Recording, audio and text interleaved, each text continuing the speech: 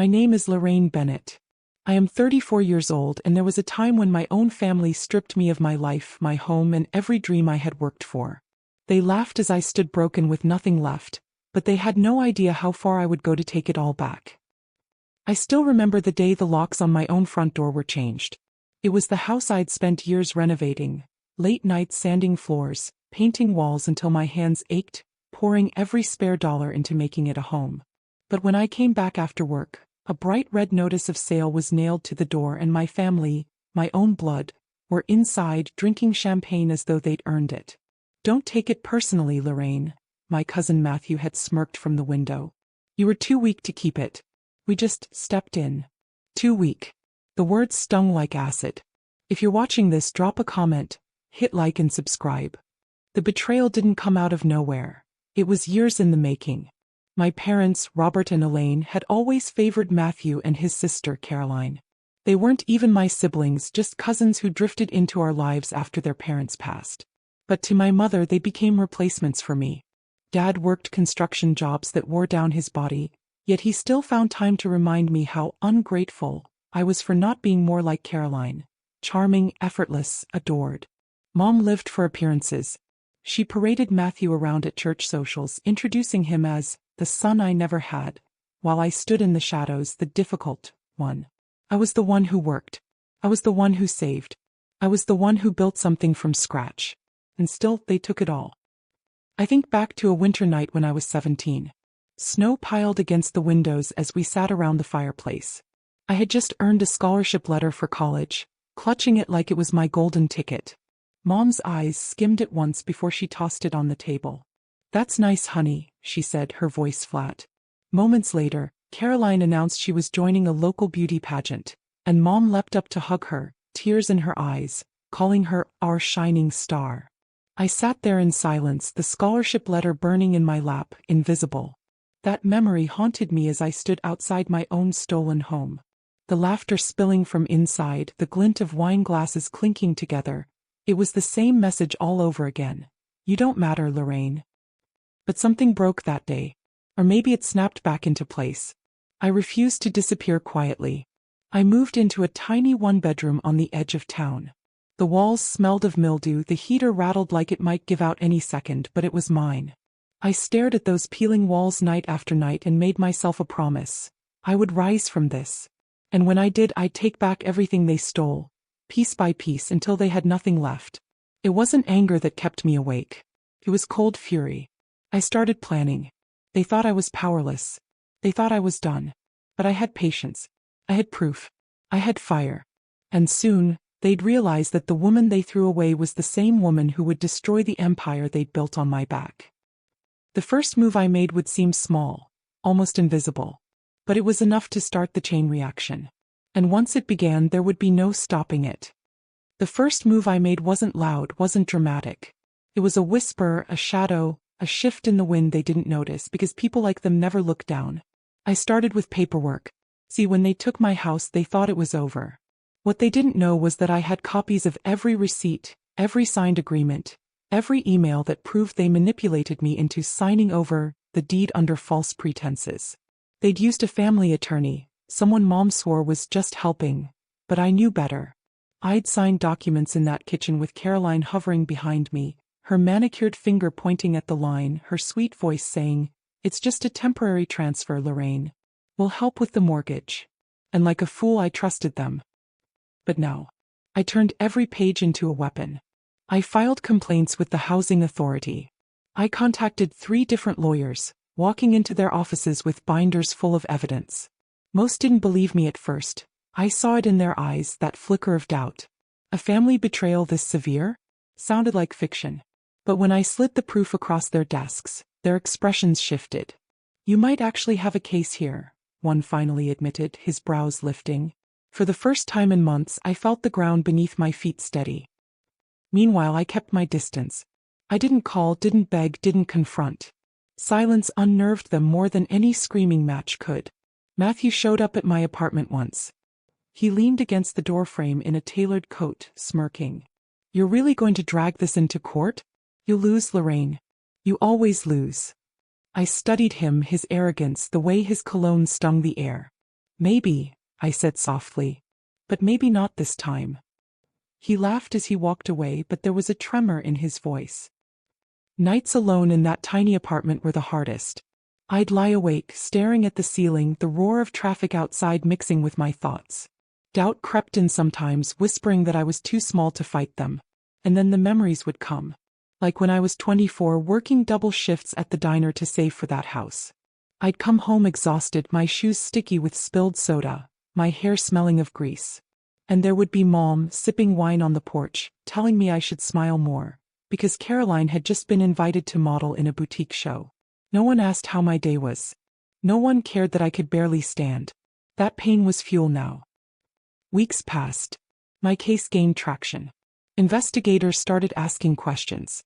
Papers arrived at their doorstep, thick envelopes stamped with legal warnings.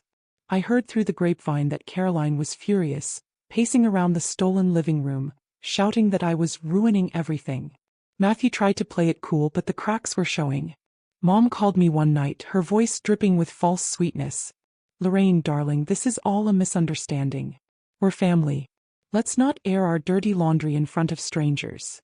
I pressed the phone tighter against my ear. "You didn't care when I was sleeping on a mattress with springs poking my back. Don't talk to me about family." Her voice hardened. "You'll regret this." I hung up. What they didn't realize was that I wasn't after just the house anymore. No, I was after everything. Their comfort, their pride, their illusion of control. And the deeper I dug, the more secrets I uncovered.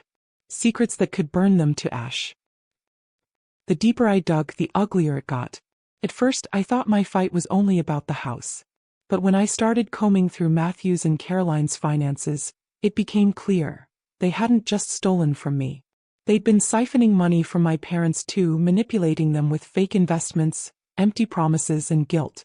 Matthew had convinced Dad to invest in a property scheme that never existed. Caroline had coaxed Mom into co-signing loans she never paid back. They weren't just parasites, they were predators. And suddenly I realized my revenge had to go further. One night, I sat at my kitchen table, the hum of the fridge the only sound in the silence. My laptop glowed with spreadsheets, bank statements, and emails. I highlighted patterns, tracked withdrawals, connected dots. The evidence was undeniable. I felt my stomach twist. These weren't mistakes. This was theft. Systematic, deliberate theft. My chest tightened as another memory rose. I was 12, standing at the county fair with a cheap plastic bracelet I'd saved $5 to buy. Caroline spotted it and sneered, "That's tacky. Give it to me." She tugged it off my wrist as Mom looked on, smiling faintly, saying, "Don't make a scene, Lorraine. Share with your cousin." Even back then, they'd taken what was mine. And I'd stayed silent. Not anymore. I gathered everything into a second binder. This one not about me but about them. Fraud, forgery, tax evasion. The kind of things that could shatter reputations, cost jobs, destroy lives. When I handed it to my lawyer, his eyebrows shot up. "Lorraine, this isn't just civil. This could go criminal." I nodded, my throat dry. "Good." The storm hit faster than I expected. One afternoon as I left work, my phone buzzed with frantic texts from Mom. Asterisk, "What did you do?" "They're investigating the house. The bank froze accounts. Matthew is furious. He says you'll pay for this." I slid the phone back into my bag, my heart pounding, but not from fear. From satisfaction. That night, Matthew appeared at my apartment again. Only this time there was no smirk. His eyes were wild, his suit jacket wrinkled, his confidence cracked. "You don't know what you've started," he hissed, his voice low and sharp. "You think you can play games with me? With us?" I leaned against the doorframe, meeting his glare. "I don't play games, Matthew. I finish them." For a moment his mask slipped. I saw the panic underneath. And it was sweeter than any victory I'd ever imagined. But Amanda's note. No, Amanda wasn't in this story. My mistake. Caroline's shadow loomed larger. She was quieter than Matthew, subtler, but I knew she was more dangerous. A week later, a letter arrived at my workplace. No return address. Inside, photographs of me leaving my apartment, eating at a diner, walking to work. Someone had been following me. My blood ran cold as I flipped through the stack. Caroline. This was her style, intimidation wrapped in elegance. A threat without words. That night I sat on the edge of my bed, the photos spread around me. Fear coiled in my stomach, but beneath it something else grew stronger. Resolve. They had stolen my home, my dreams, my life. But now I had the power to take theirs. And I wasn't stopping until they were left begging for the scraps they once threw at me. Because the next step I was planning wasn't just about courts or lawyers. It was about exposing them publicly. And once the world saw who they really were, there'd be no going back. I didn't sleep that night. The photographs lay scattered across my bed like ghosts watching me. My mind raced, not with fear anymore, but with precision. Caroline thought she was clever, trying to intimidate me into silence. She didn't realize she had just pushed me to escalate. If she wanted a war in the shadows, I would drag her into the light. The next morning I began carefully. I reached out to a local journalist, someone I'd met years ago at a housing rights fundraiser. Her name was Dana, sharp-eyed and relentless in exposing corruption. Over coffee at a quiet cafe, I slid the binder across the table. She flipped through the pages, her brows climbing higher with every document. Lorraine, this is damning. Fraud, forged signatures, property theft. This isn't just a messy family fight. This is news. I nodded, my hands wrapped tight around my mug. They've destroyed me once. But they've done worse to others. They think no one can touch them. Dana leaned back, her eyes gleaming. Then let's prove them wrong. As the investigation deepened, whispers began to spread. Articles hinted at financial misconduct tied to a prominent family. Neighbors started looking at Matthew and Caroline differently. The charm that once shielded them now cracked, revealing rot beneath. And my parents? They were caught in the middle, furious at me, yet slowly realizing the golden children they'd adored had teeth sharp enough to bite them too. One evening, Dad called. His voice was gravelly, strained. Lorraine, they're saying the house might have been stolen illegally. The bank wants answers. What have you done? I swallowed the lump in my throat. I told the truth, Dad. That's all. There was silence, heavy and bitter. Then he muttered, truth doesn't always save families. I wanted to scream, to tell him families worth saving don't destroy their own. Dad, I hung up. Meanwhile, Matthew cracked under pressure. He stormed into my office building one afternoon, red-faced, security trailing behind him. You're ruining everything, he bellowed, his voice echoing through the lobby. You think anyone's going to side with you? You're pathetic, Lorraine. You always have been. I didn't flinch. Not anymore. I looked him dead in the eye and said, then why are you the one unraveling? Security dragged him out, his shouts echoing. And just like that, the mask he'd worn for years slipped in front of everyone. His reputation was bleeding out, one public outburst at a time. But Caroline, she stayed quiet. Too quiet. And that scared me more than Matthew's tantrums. Late one night, I heard footsteps outside my apartment. When I peeked through the blinds, a black car idled by the curb. No one got out. No one moved. He just sat there, engine humming. My skin prickled. The car returned 2 more nights that week. Caroline wasn't going to fight me in court or in headlines. She was going to try to break me with fear. But she underestimated me. I began documenting everything. License plates, times, photographs of the car. I filed police reports. And then I handed those over to Dana too. Harassment, she said grimly, flipping through the photos. They're not just thieves, Lorraine. They're criminals through and through. Her next article didn't just name Matthew and Caroline. It hinted at intimidation tactics, shadowy threats, cars outside homes. Suddenly, their polished image wasn't just cracked. It was shattered. The calls from Mom came daily now. Pleading, screaming, begging me to stop humiliating the family. But it was too late. Because humiliation was only the beginning. And the next move I was planning would leave them with nothing. No money, no home, no illusions left to hide behind. The same way they once left me.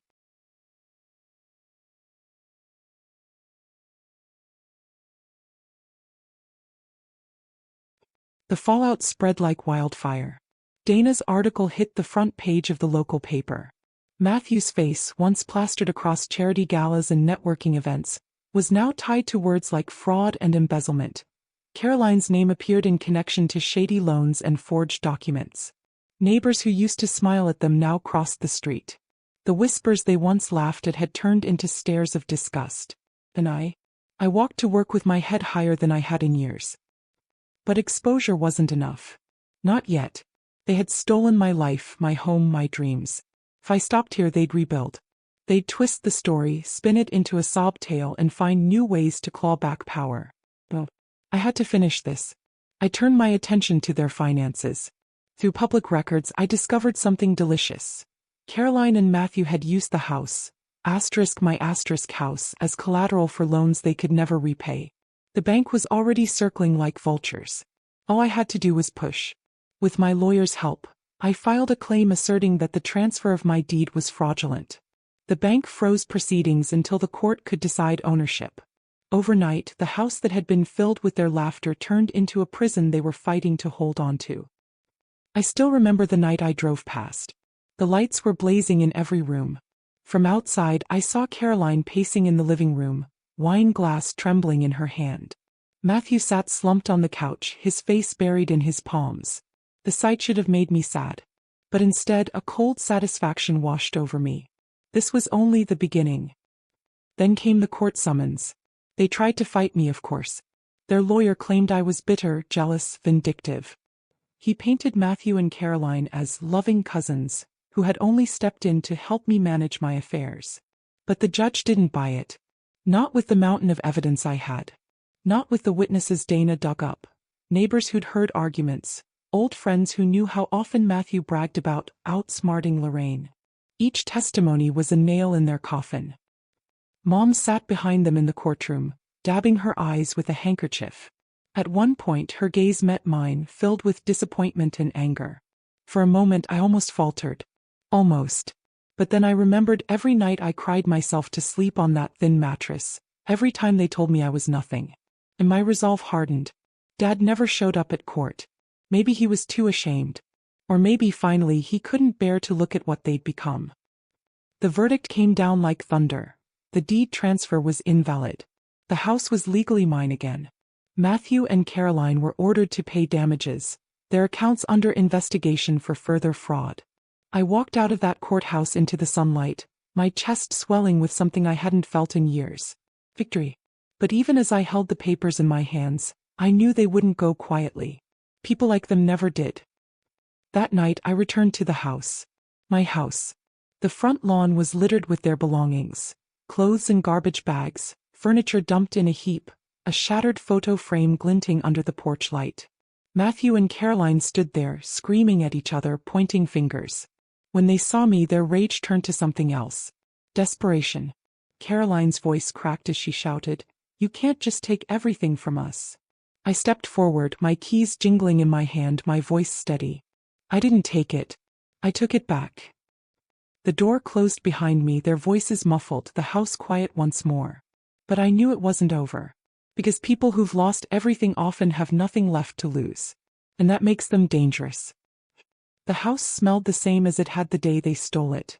Faint cedar from the floors I had sanded, a trace of lavender from the curtains I once hung with pride. But now it was mine again. So I couldn't relax. Every creak of the wood, every rustle outside the window reminded me of Matthew and Caroline. They weren't finished. People like them didn't fade away quietly. They lashed out, clawing at whatever scraps of power they could still reach. 3 days after I reclaimed my home, it happened.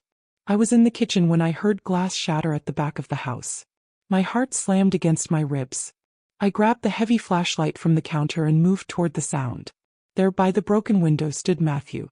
His suit was wrinkled, his face pale and desperate.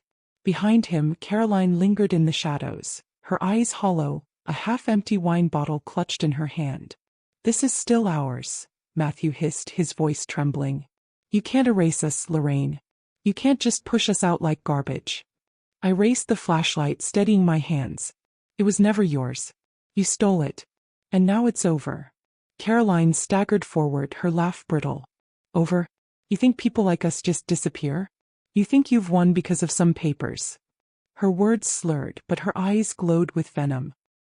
Something in me shifted then. I wasn't the scared girl anymore, the one they mocked and dismissed.